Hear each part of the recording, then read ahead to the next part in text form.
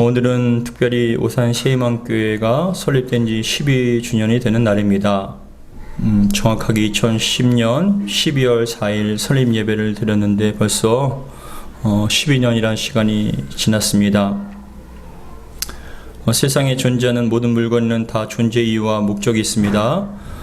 앞에 있는 마이크는 많은 사람들에게 좀 더 선명한 소리를 잘 전달하기 위하여 만들어진 것이고, 스피커는 마이크에서 전달된 소리를 있는 그대로 크게 잘 전달하기 위해서 만들어진 것입니다.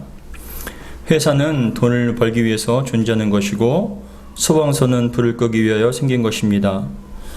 경찰서는 범죄 예방과 치안을 위해서 만들어졌습니다. 이처럼 세상에 있는 모든 물건과 조직, 공동체는 각각의 존재 이유와 목적과 사명이 있습니다.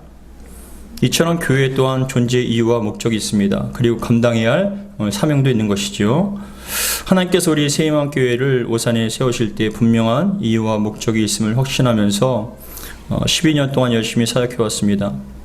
모든 것이 다 하나님의 은혜요, 여러분들의 헌신과 섬김과 봉사의 결과라고 저는 생각합니다. 함께 그동안 기도해 주시고 봉사해 주시고 섬겨 주셔서 너무나 감사드립니다. 저는 우리 교회가 설립 12주년을 맞이하면서 다시 한번 하나님께서 우리 교회가 어떤 교회가 되기를 원하시는지, 그리고 어떤 모습으로 세워지길 원하시는지를 놓고 좀 많이 기도하고 묵상했습니다.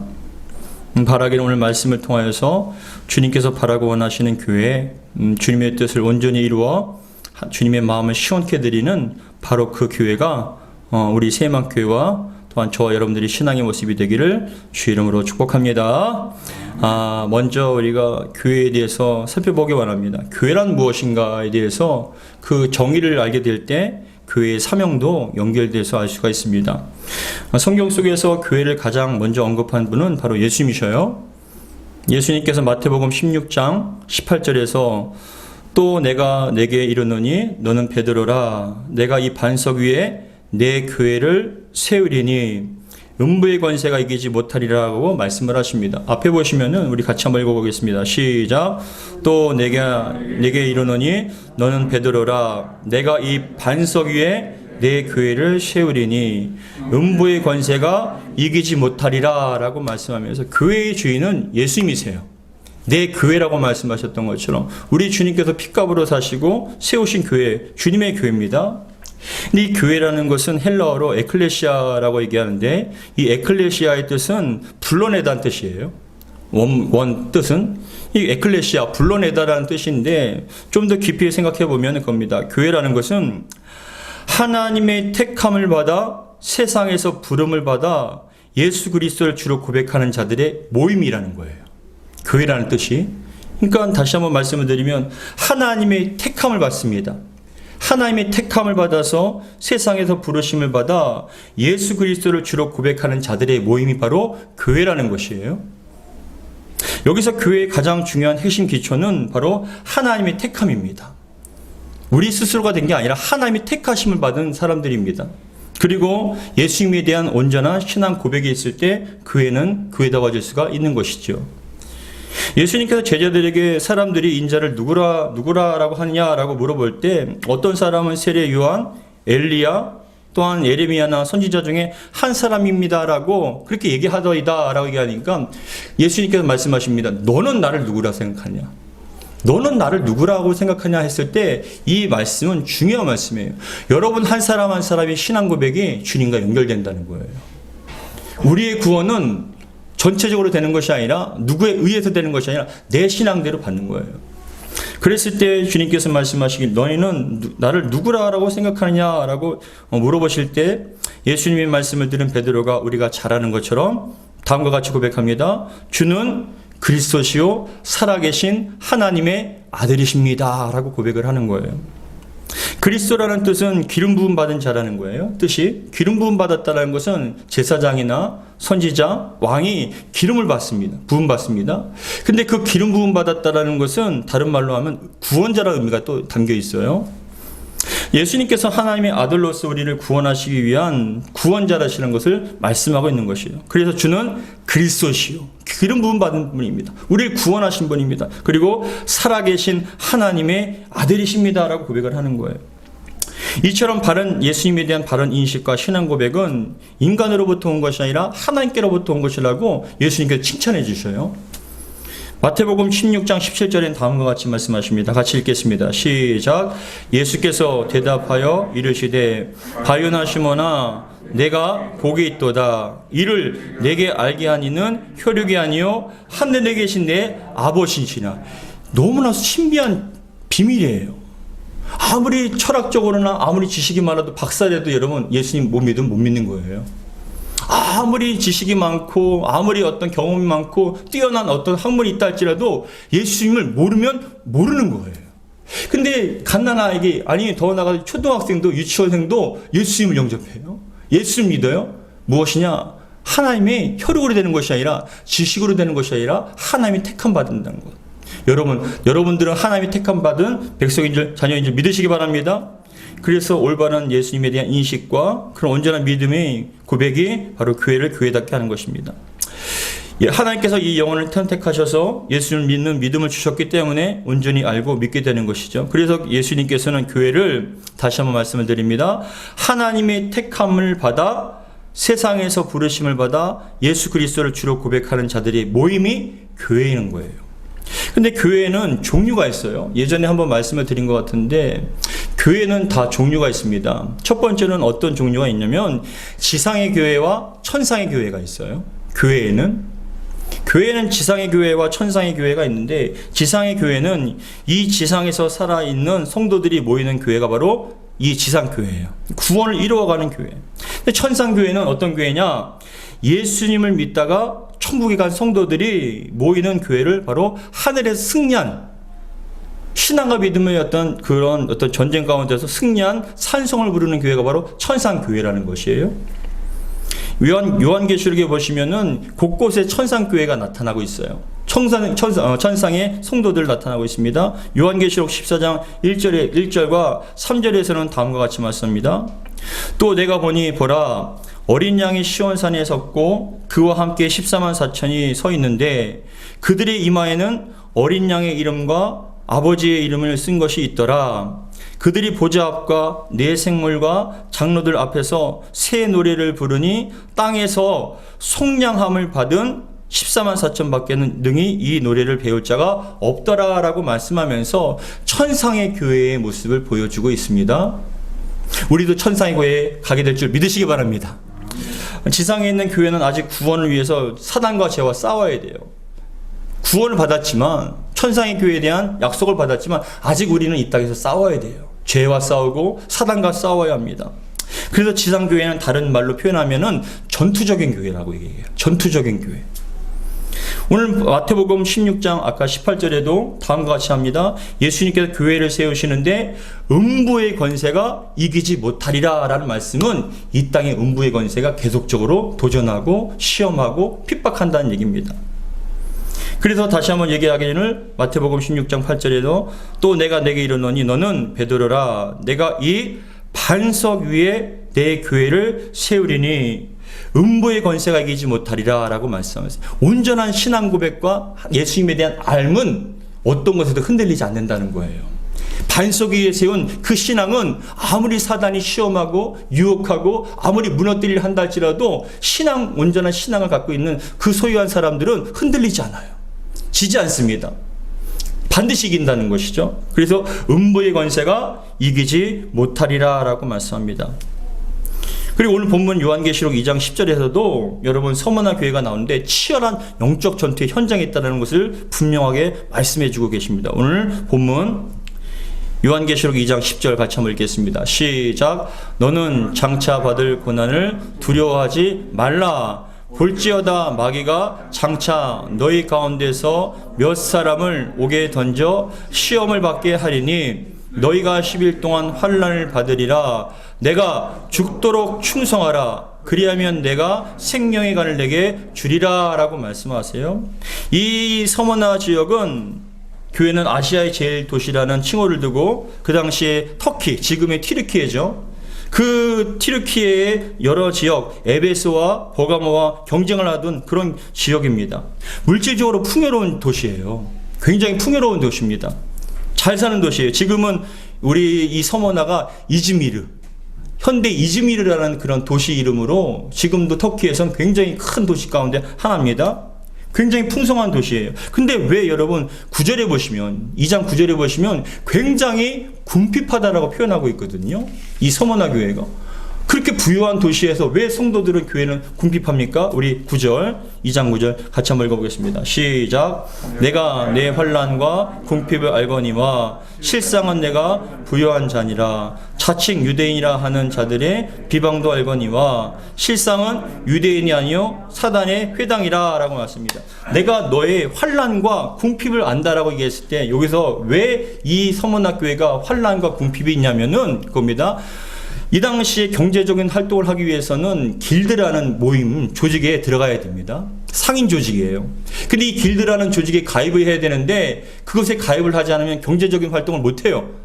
어떤 장사도 하지 못합니다. 근데 이 길드는 모든 사람이 모여서 우상숭배를 하는 거예요. 그러니까 우상숭배를 먼저 한 다음에 경제적인 활동을 하기 때문에 신앙에 있는 사람들은 갈등하게 되겠죠. 내가 이거 과연 우상숭배를 하고 경제적인 활동을 해야 되는가? 아니면 그냥 멈추고 경제적인 활동을 포기해야 되는가? 이 서머나 지역의 교회와 성도들이 선택한 것은 궁핍이에요. 우상숭배를 할 수 없다는 것이죠. 그런데 이어서 환란을 왜 환란을 당하냐? 유대인들이, 자칭 유대인이라는 사람들이 그 당시에 로마의 총독과 로마의 지도자들과 이 유대교의 지도자들은 좀 교류가 깊었고 세금을 냈습니다. 그러다 보니까 로마의 그 인식이 유대교는 좋은 종교다라고 인식이 되는데 이 유대인들이 그리스도인들을 그리고 교회를 자꾸만 나쁘게 얘기하는 거예요. 막 예수님, 그들에게 예수가 있는데 왕으로 삼고 어떤 로마의 황제를 대적하는 사람들입니다. 이단들입니다. 하다 보니까 인식이 나빠지니까 그들에 대해서 자유권을 박탈하게 되고 핍박하게 되는 것이죠. 그러니까 이 서머나 교회 성도들은 교회들은 환난과 궁핍이 있습니다. 근데 제가 이 원문을 찾아보니 9절에 나오는 환난이라는 것은 헬라어로 들립신이라는 뜻이에요. 들립신이라는 단어인데 이 들립신이라는 헬라어는 어떤 의미가 있냐면은 무거운 물건의 밑에 눌려서 부서지는 것을 들립신.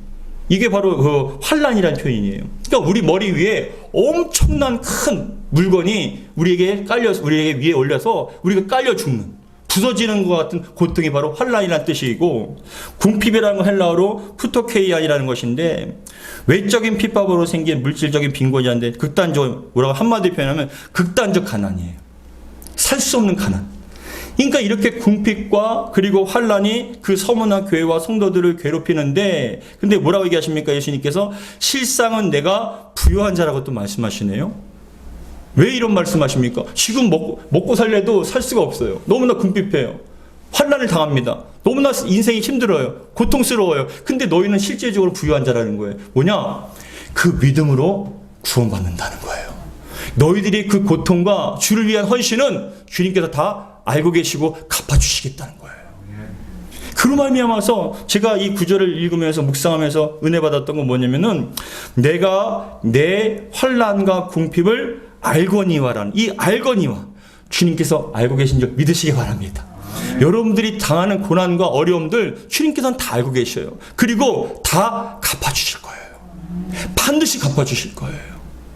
그런 소망을 가지고 이 주님께서 말씀하시기를 실상은 내가 부유한 자라 말씀하시며 자칭 유대인이라고 하지만 비방도 알거니와 실상은 유대인이 아니요 뭐라고 얘기하십니까? 사단의 회당이라고 얘기합니다. 사단의 예수님을 대적하고 하나님을 대적하는 그런 모임이라는 것이죠. 근데 이어서 10절에 뭐라고 말씀하시냐면은 너는 장차 받을 고난을 또 두려워하지 말라라고 해요. 지금도 힘든데 또 앞으로도 더 고난이 임한다는 거예요.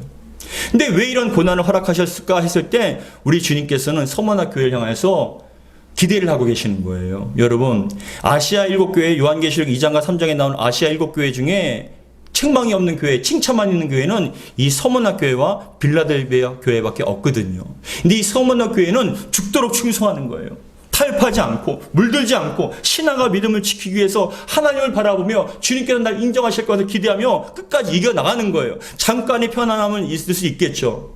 좀 타협하면 여러분 물질적으로 어려움을 벗어날 수 있겠죠. 그러나 여러분 그러한 과정 가운데 주님을 버리고 우상 숭배한다는 건 용납되지 않는 거예요. 왜요? 마지막 인생에 주님 앞에 섰을 때 주님 앞에 부끄럽지 않기 위해서. 그렇기 때문에 차라리 가난을 택하고 환난을 택할 때 장차 받는 고난을 두려워하지 말라라고 말씀한 10절에 볼지어다 마귀가 장차 너희 가운데서 몇 사람을 오게 던져 시험을 받게 하려니 실질적으로 사도 요한의 제자, 직계제자 폴리캅이라는 사람이 서문나 지역의 교회의 지도자였는데 그 유대인의 그런 악한 말로 인해서 로마의 총독에게 끌려갔을 때 회유를 합니다. 나에게 이 시간에 예수님을 부인한다라고 한마디만 하면 당신을 살려주겠소. 근데 여러분 잊지 마세요. 그 서머나 교회의 지도자인 영적 지도자 폴리갑이 신앙을 부인하면 타협하면 그 밑에 있는 성도들은 어떻게 되겠습니까? 다 무너지는 거예요. 그러니까 이 폴리갑이 차라리 죽음을 택하였을 때 불 속에도 그리고 나중에는 창에 찔려서 죽게 됩니다.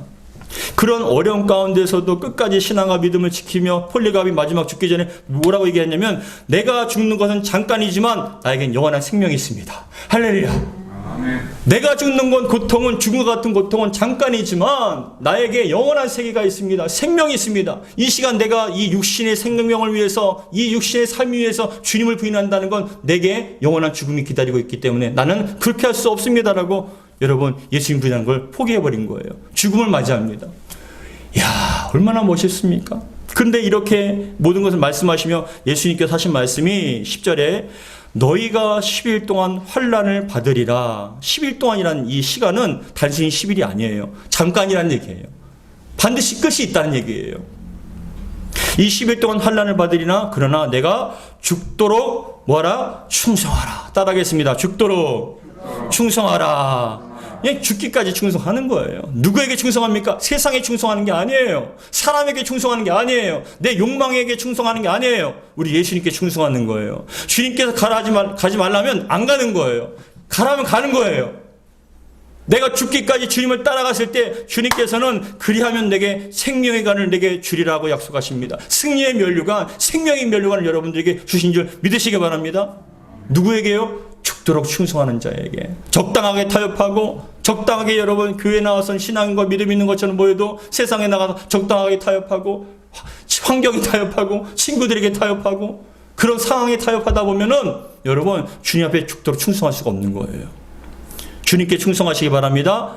그리하면 내가 생명의 간을 내게 주리라. 교회는 지금도 전투적인 교회예요. 이 땅의 지상의 교회는 끊임없이 사단마귀가 싸워야 돼요. 악한 사단마귀는 우는 사자와 같이 달려듭니다.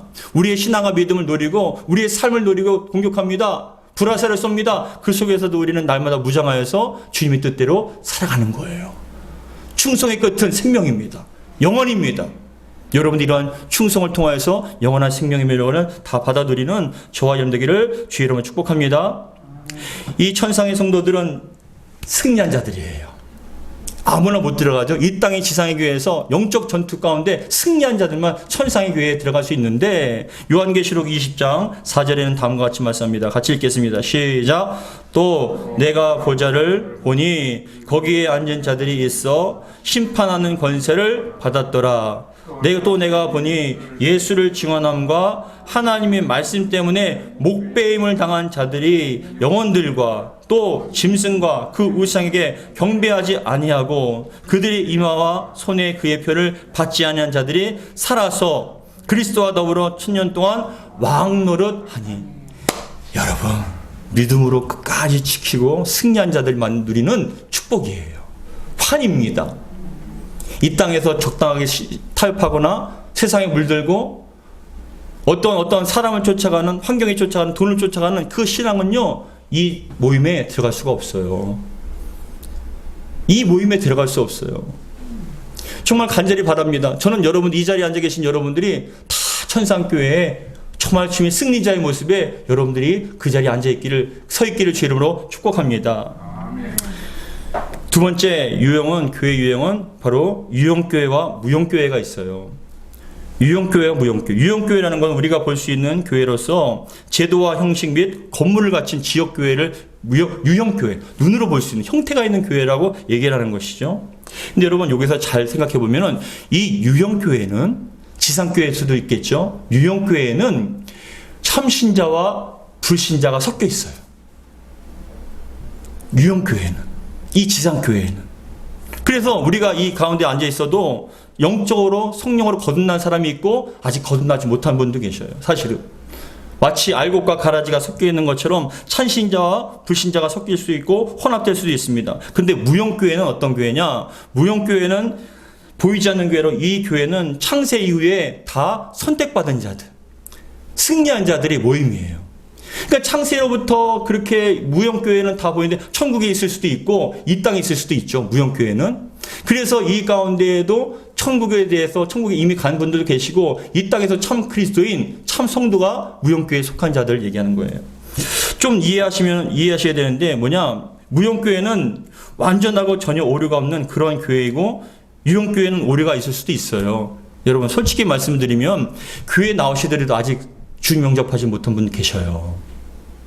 아직 그분은 청산교회에 들어갈 준비가 안 돼 있고 영적으로 보면 아직 무형교회에 들어가지 못한 분이에요. 근데 참 신기하게도요, 그럼에도 불구하고 신앙생활 하다 보면 어느 순간 그 영혼이 주님 만나는 거예요. 어느 순간에 성령께서 그 영혼을 만지시면은 성령으로 거듭나는 거예요. 그 순간 그 사람은 참 신자가 되고 영원한 천상교회 약속이 되고 무형교회의 완전한 소속자로서 공동체로 들어갈 수가 있는 것이죠. 그러기 위해서 이 유형교회가, 지상의 교회가 존재하는 거예요. 왜요? 그 영혼들을 구원하기 위해서. 세상 사람뿐만이 아니라 지금 이 자리에 앉은 분들도 구원이 필요한 분들도 계신 거예요. 그래서 우리는 끊임없이 오류가 있고 부족하더라도 예수의 복음을 전하면서 영혼들에게 기도하면서 성령으로 거듭날 수 있도록 기도하는, 그것이 바로 유형교회의 사명이고 여러분 그것이 존재 이유입니다. 이처럼 지상교회가 있고 천상교회가 있습니다.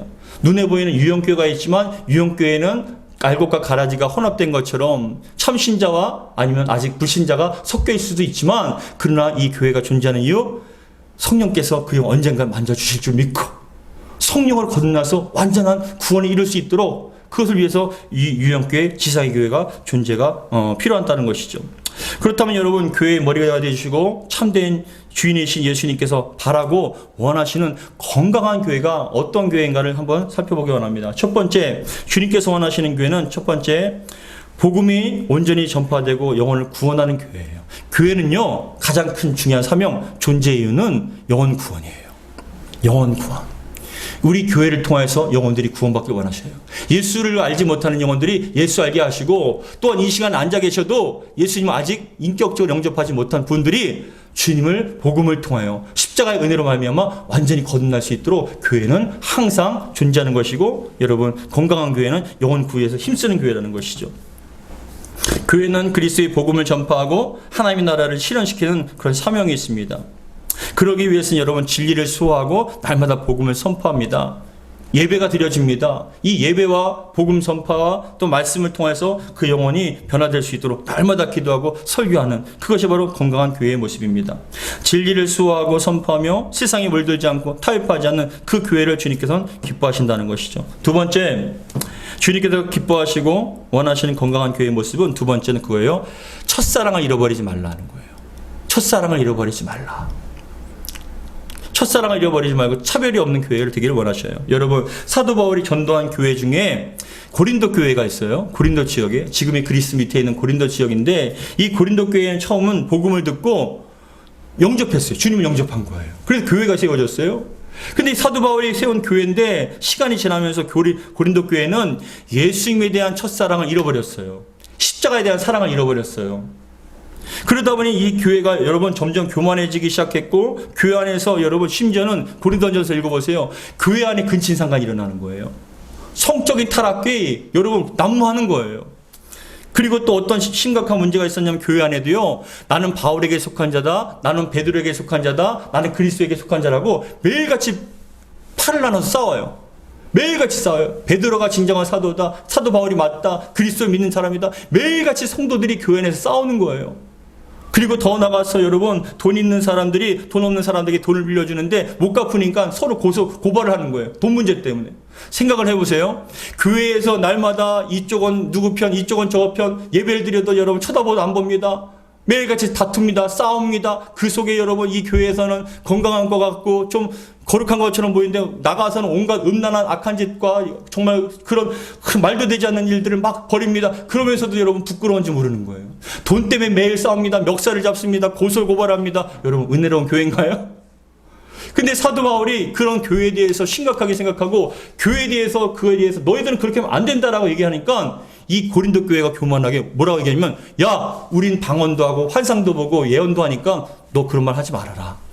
네가 우리의 사도는 아니다. 뭐라고 얘기하는지 아십니까? 사도 바울 네가 사도냐? 너 예전에 예수 믿는 그리스도인들을 핍박하던 사람 아니냐? 죽는 데까지 함께 동의한 사람 아니냐? 그럼 네가 어떻게 사도가 될 수 있냐라고 그 사도 바울을 여러분 내치는 거예요. 조롱하는 거예요. 얼마나 교만합니까? 그랬을 때 여러분 정말 이러한 모습을 보고 너무나 놀라는 거예요. 주님께서 말씀하십니다. 요한계시록 2장에도 나옵니다. 에베소 교회를 향해서 다 칭찬하는데 그러나 중요한 걸 잃어버렸다는 거예요. 첫사랑을 잃어버렸다는 거예요. 주님에 대한 그 십자가의 사랑을 잃어버렸다는 것입니다. 고린도전서 13장에도 나옵니다. 사랑이 없으면 모든 것이 다 울리는 꽹과리와 같은 거예요. 주님을 향한 그 사랑으로 말미암아 우리가 예배드리고 사랑 때문에 여러분 헌신하고 사랑 때문에 우리가 지금 여러분 이겨나가는 것이죠. 근데 그 사랑을 잃어버리면 아무것도 아니라고 말씀하십니다. 우리 세만교회가 주님의 사랑이 넘치는 교회가 되기 원합니다. 십자가의 사랑이 넘쳐서 여러분들이 그 십자가를 대할 때마다 생각할 때마다 눈물이 나고 가슴이 정말 울렁거리며 그 골고던 피로 물든 십자가를 생각할 때마다 감사하고 그 교만함이 꺾여서 겸손하게 주님을 위해서 헌신하는 그런 모습, 그게 바로 건강한 교회의 모습이라는 것이죠. 그 십자가의 사랑이 잃어버린 교회는요 눈빛이 달라요. 냉랭합니다. 예배에 감격이 없어요. 근데 그 십자가의 사랑인 임한 교회는요 날마다 겸손하게 주를 위해서 헌신하고 정말 주님을 사랑하는 마음, 뜨거운 마음으로 신앙과 믿음 생활을 한다는 것이죠. 더 나아가서 차별이 없어야 됩니다. 여러분 교회가 만약 여러분 저를 봐보세요. 교회가 만약 세상과 똑같이 돈 있는 사람 좀 좋은 옷 입고 장신구를 하고 좀 돈이 있는 것 같이 오는 분들한테는 아유 어서 오세요 허리를 굽히고 손을 막 비빕니다. 근데 조금 가난하게 보이는 사람들한테는 야 오셨어요? 라고 얘기도 안 해요. 인사도 안 해요. 거들떠 보지도 않아요. 그럼 여러분 그게 교회입니까? 세상보다 더 악한 거잖아요. 근데 야고보 사도가 이 얘기를 합니다. 너희들 안에 서로 차별을 하면은 그 사람이 있고 없고에 따라 차별하면 그거는 교회가 아니다. 죄 짓는 것이다 라고 말씀합니다. 우리 야고보서 2장 1절에서 4절 같이 읽겠습니다. 시작. 내 형제들아 영광의 주 곧 우리 주 예수 그리스도에 대한 믿음을 너희가 가졌으니 사람을 차별하여 대하지 말라. 만일 너희 회당에 금가락지를 끼고 아름다운 옷을 입은 사람들이 들어오고 또 남는 옷을 입은 가난한 사람이 들어올 때에 너희가 아름다운 옷을 입은 자를 눈여겨보고 말하되 여기 좋은 자리에 앉으소서 하고 또 가난한 자에게 말하되 너는 거기 서 있든지 내 발등상 아래 앉아 있으면 너희끼리 서로 차별하며 악한 생각으로 판단한 자가 되는 것이 아니냐라고 말씀합니다. 저는 이 말씀을 항상 마음에 새겨요. 그래서 여러분들이 저도 12년 동안 목회를 하는데 사역을 하는데 어떤 분들은 좀 섭섭하시대요. 왜냐면은 좀 돈이 있고 자리가 있는 분들한테 왜 안 그러냐는 거죠. 솔직히 말씀을 드리면은 그분들이 원망이 뭐냐, 불평이 뭐냐, 자신은 그 1000명, 2000명 되는 교회 목사님이 오른팔이고 자신을 목사님을 좀 알아주는 그런 분이었는데 왜 자신을 안 알아주냐는 식으로 좀 더 알아달라, 자신을 높여달라고 요구하시는 분이 많았었어요. 근데 저는 이상하게 그럴 때마다 이 야고보서 말씀이 생각나요. 차별을 두지 말자. 있으나 없으나 가난하나 있으나 상관없이 죄 눈에 보이는 건 영원이지 그 사람의 외모나 그 사람이 어떤 가진 것을 보이면 그건 큰일 나는 거예요. 죄 짓는 겁니다. 저뿐만이 아니라 여러분들도 그렇게 되기를 주님 축복합니다. 교회는요 누구든지 와서 편안하게 예배를 드시면 돼요. 누구든지 차별이 없어야 돼요. 차별한다면 그 순간 그건 교회가 아니라 세상보다 더 악한 공동체가 될 수밖에 없어요. 왜요? 돈 있는 사람이 힘있게, 돈 있는 사람이 중심에 서서 힘 있는 사람이 여러분 다 주도권을 잡으면 그건 여러분 교회가 아니에요. 교회의 주인은 주님이셔요. 우리 주님께서는 차별이 없으세요. 가난한 자를 위해서 희생하셨고 가난한 자를 위해서 헌신하시고 사역을 하셨습니다. 근데 정작 교회가 점점점 있는 사람만, 높은 사람만 알아주고 그 사람들만 대우한다면 여러분, 교회는 이미 그 존재 가치를 상실해버린 거예요. 제가 만약 누군가에게 어떤 힘 있는 분에게 머리를 굽힌다면 여러분 기도해 주세요. 우리 박 목사님 제발 흔들리지 않게 원합니다. 가난하든 부유하든 높든 낮든 상관없이 항상 동일하게 대할 수 있도록, 그런 신실한 종이 될 수 있도록 함께 기도해 주시기를 주님 축복합니다. 그래서 여러분, 제가 조금 서운하실 수도 있겠지만은 항상 공평하게 동등하게 대우하려고 합니다. 그런 모습이 자칫 오해를 일으킬 수도 있겠지만 그럼에도 불구하고 저는 항상 정말 이 말씀에 따라서 차별이 없이 어느 누구든지 다 상관없이 편안하게 예배드릴 수 있는, 신앙생활 할 수 있는 교회, 그런 교회를 꿈꾸고 있습니다. 세 번째, 가르치고 치유하고 섬김과 나눔이 있는 교회입니다. 교육과 가르침은 여러분 성경을 배워서 확실한 일에 거하게 해야 돼요. 교회는. 왜냐하면 디모데후서 3장 17절에 다음과 같이 얘기합니다. 같이 읽겠습니다. 시작. 이는 하나님의 사람으로 온전하게 하며 모든 선한 일을 행할 능력을 갖추게 하려 함이라. 온전하게 하기 위해서 가르치는 거예요. 말씀을 가르치는 거예요. 그럼 여러분, 저는 수요 예배랑 금요 예배, 새벽 예배 말씀을 강의합니다. 오로지 말씀만 강의해요. 이 말씀을 통해서 이 성경적인 성경관을 가져서 여러분들이 집에서 성경을 보더라도 말씀을 통해서 배운 그 성경관, 그래서 이 말씀, 이 본문은 무엇을 말씀하고 있는 걸 알게 했을 때 여러분들이 얼마만큼 영적으로 도움이 되는지 몰라요. 그렇게 되면 어떻게 되느냐? 어떤 상황 속에서도 말씀이 기준이 되는 거예요. 말씀에 따라서 살 수 있는 거예요. 그 사람이야말로 온전한 신앙과 교회의 모습이 되는 것이죠. 더 나가서 교회는요, 코이노니아가 있어야 됩니다. 뭐냐? 교제가 있어야 됩니다. 근데 이 교제라는 것은 무엇이냐면 여러분, 코이노니아라는 것은 같은 마음이라는 뜻이 있는데 좀 더 깊이 생각해보면 그거예요. 우리가 한국 사람은 밥 한 개만 먹어도 교제한다고 생각하잖아요. 우리 밥 한 끼 먹어요? 그러면 그 사람이랑 나랑 좀 친해졌다고 생각하거든요. 그런데 여러분, 이 코이노니아라는 것은, 교제라는 것을 잘 봐보세요. 인간의 모임이 아니에요. 세상의 모임이 아니에요. 이 코이노니아는 하나님과 같은 마음을 품다라는 뜻이 있어요. 뭐냐? 우리가 교제하잖아요. 식사를 하잖아요. 그 속에 주님께서 있어야 돼요. 주님을 닮아가야 됩니다. 주님께 영광을 돌려야 돼요. 세상 얘기하고 세상에 빠지는 것이 아니라 우리의 모임을 통해서 주님께서 행하신 은혜들, 주님을 닮아가는 그런 마음들이 하나가 되어서 주님을 향해서 더욱더 나아갈 때, 더욱더 주님의 형상을 닮아갈 때, 입술과 생각과 마음이 주님을 닮아갈 때 그게 온전한 교제가 된다는 것이죠. 그래서 여러분들이 모임과 그 교제가 코이노니아, 즉 하나님을 닮아가기를 주님 축하합니다. 모이면 헐뜯고 어떠한 사람에 대해서 시기하고 음해하고 악한 말을 하는 건 코이노니아가 아니에요. 차라리 없는 게 더 나아요. 그러나 이 코이노니아, 아름다운 교제를 통해서 주님을 더욱더 닮아가고 영광 돌릴 수 있는 그러한 교회, 모임. 그리고 여러분, 섬김이 교회에는 필요합니다. 여러분, 저 봐보세요. 섬김이 많으면 많을수록, 섬기는 분들이 많으면 많을수록 교회는 아름다워져요. 교회는 섬기는 분들이 많으면 많을수록 교회는 아름다워져요. 건강해집니다. 섬김 받으려고 하는 분들보다 섬기려고 하는 분들이 많으면 많을수록 그 교회는 건강하고 아름다워지고 성경적인 거예요. 왜요? 우리 주님께서도 제자의 발을 씻기시면서 본을 보여주셨잖아요. 우리 주님께서는 섬김 받기 위한 것이 아니라 자신의 희생하시더라도 섬기기 위해서 이 땅에 오신 것이죠.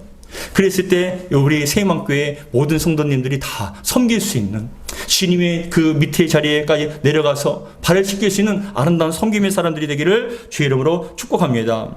그래서 사도행전 2장 46절에서 47절 다음과 같이 말씀합니다. 같이 읽겠습니다. 시작. 날마다 마음을 같이하여 성전에 모이기를 힘쓰고 집에서 떡을 떼며 기쁨과 순전한 마음으로 음식을 먹고 뭐라고요? 하나님을 찬미하며 또 온 백성에게 신성을 받으니. 누굴 찬미합니까? 하나님을 찬미하며. 할렐루야. 야, 정말 떡을 떼며 예배드리고 또 음식을 나누면서 하나님을 찬양하고 경배합니다. 서로 격려하고 부다듬어 줍니다. 기도의 제목을 갖고 그거 불러놓고 기도합니다. 그것이 여러분 아름다운 믿음의 공동체고 교회의 모습이라는 거예요. 우리 교회가 영혼 구원하고 성령으로 거듭나게 하시며 더 나아가서 아름다운 성도의 교제를 통해서 약한 자, 상처받은 자를 위해서 기도하고 함께 이끌어갈 수 있는 그런 아름다운 교회, 건강한 교회 되기를 주의 이름으로 축복합니다. 사랑하는 성도 여러분, 우리 오산 세희망교회가 어느덧 12살이 되었습니다. 많으면 많고 적으면 적은 시간입니다. 설립 12주년을 맞이하여서 교회 개척 때부터 지금까지 함께했던 성도님들을 한 분 한 분 떠올려 보았습니다. 일주일 동안 계속. 처음 개척할 때부터 지금까지 우리 성도님들이 얼굴을 한 사람 한 사람 떠올려 보았어요. 참 많은 분들이 오고 가고 많은 분들이 생각났습니다. 그런데 중요한 거 12년이라는 세월을 보내다 보니 더욱 분명하게 느끼는 것은 교회는 절대로 사람이 세우는 게 아니라는 거예요. 사람이 세우는 게 아니에요. 예수님께서 세우시는 거예요. 주님께서 세우시는 것이에요. 그러나 예수님께서는 교회의 목회자뿐만이 아니라 하나님의 신실한 동역자들이 한마음 한뜻을 품고 연합하여서 함께 세워나가기를 원하신다는 걸 깨달았습니다. 우리 새희망교회가 협력하여 선을 이루고 예수님의 교회의 머리가 되어주시고 우린 지체로서 서로 간에 서로를 돌보며 함께 이루어나가는, 힘들 때 기도해주고 격려하며 힘을 얻고 앞에서 끌고 뒤에서 밀어주며 함께 연합해서 총가는 그 순간까지 정말 주님께 인정받고 칭찬받는 아름다운 교회와 성도님들이 되기를 주의 이름으로 축복합니다. 기도하겠습니다. 아버지 하나님, 바로 그 교회가 우리 새희망교회 되기 원합니다. 주님께서 우리 교회를 바라보실 때마다 기뻐하시고 정말로 마음을 시원케 드리는 그런 교회가 되기 원합니다. 우리 교회를 통해서 영혼을 구원하게 하시고 이 영혼들 정말 주님의 형상을 담도록 날마다 훈련과 가르침과 영적인 또 여러 가지 연단 가운데 정말 주님의 형상을 닮아가서 성령으로 거듭나서 정말 천상의 교회요 무용의 교회에 들어갈 수 있는 복된 성도님들이 될 수 있도록 축복하여 주시옵소서. 사람을 따르는 것이 아니라 주님께 충성하기 원합니다. 죽도록 충성하기 원합니다. 주님께서 어떤 환난과 궁핍 속에서도 주님을 따라가기 원합니다. 주님, 우리 사랑하는 성도들 한 사람 한 사람마다 붙잡아 주시고 마지막 최후의 승리 가운데 주님께서 승리의 면류관을 씌워주는 복된 성도님들과 우리 교회가 될 수 있도록 축복하여 주시옵소서. 우리 주 예수 그리스도로 기도하옵나이다. 아멘. 할렐루야.